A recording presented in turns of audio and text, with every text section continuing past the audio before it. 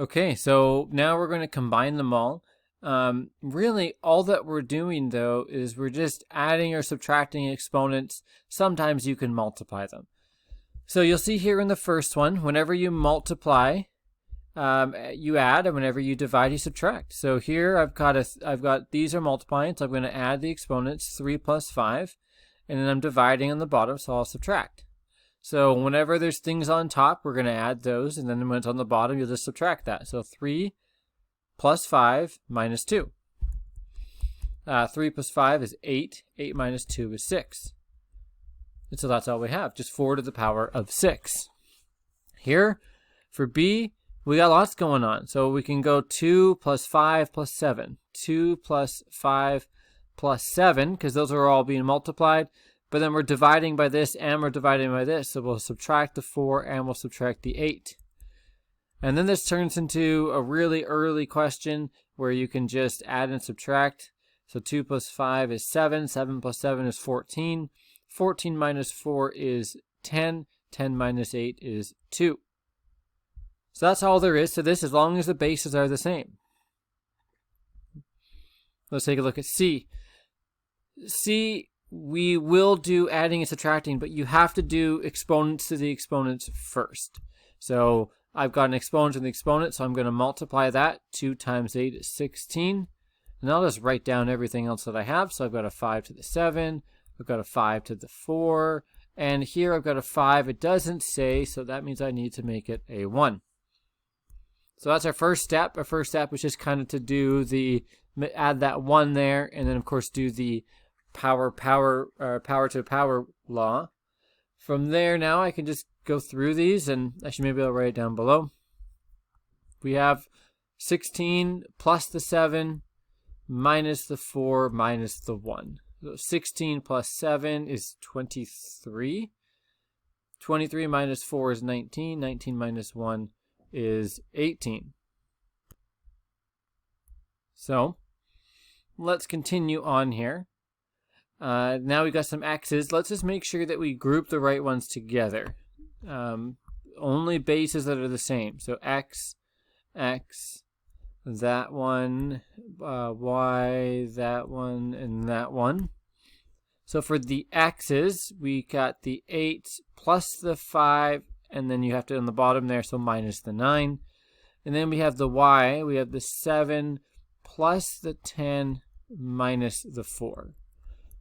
So we have 8 plus 5. 8 plus 5 is 13. 13 minus 9 is going to be 4.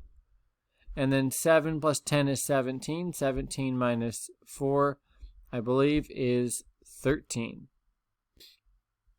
So that's that. Just make sure you get the right bases together, and then you just continue on. Whenever you're multiplying, we'll add, and anything that's on the bottom, any division there, you just make sure you subtract. All right, let's keep going here. This is interesting because you've got an exponent to an exponent, but then also you've got this exponent. So what we need to do is we need to go, well, this 5 goes with the 6. That is a 5 to the 6. Now, because it's a 5 to the 6, a power to the power, you multiply. So 5 times 6 is 30. But then you also have a 2 to the 6. So you're going to have to do that one as well. So this 2 goes to the 6, 2 to the 6, you multiply, and you get 12. So this is one where the power goes to both of these. So let's continue on. Let's try another one. There's an 8. This is an exponent to exponent, a 9 to the 8. But we also have a 4 to the 8 and a 7 to the 8. So all of these will have to have, all of these are power to, there's 3 power laws here. A 7 and an 8, a 4 and an 8, and a 9 and an 8. So 7 times 8 is 56. And then 4 times 8 is 32. And 9 times 8 is 72. And that's all there is to it, a power to the power law. And there's 3 power laws in that question. So let's take a look here and see what is next. We had these power laws. Now we have a multiplication. Now usually we had multiplications where it looked kind of like this with a bunch of x's and a bunch of y's. But here we kind of, for some reason, they're kind of grouped together like that, 2 separate groups. And that's okay. We can just multiply. It doesn't really matter what order. So we've got the 5. This is not a 5a6. The 5 is not attached. It's just a 5. And so that 5 and that -3, you can multiply just like you learned that in like grade 4 or whatever. 5 times -3 is just a -15. And then you want to do things with your bases the same. So you've got an A6 and an A7. And so our A's there, because we're multiplying, and they're both an A, we can add the exponent. So 6 plus 7 is 13. And then we've got our B's here. And so we've got a multiply as well, so we can add 4 plus 6 is 10. So you just keep the bases the same. So the A's went together, the B's went together, and then these numbers out in front, those are just coefficients, they're called. They're just numbers, and you just multiply those like you always have. So let's try another one of those down here. We've got some A's that can go together here. So so 5 and -2. So 5 plus -2 is actually a 3. That's a 5 minus 2. And then the B's, well, there's a 1 here. It's not written. So 1 plus 8 is going to be 9. And then we also have our 3's. So that was our B's. And then we have our 3's. Those are the same base. 6 plus 10 is 16. So that one's a little bit different.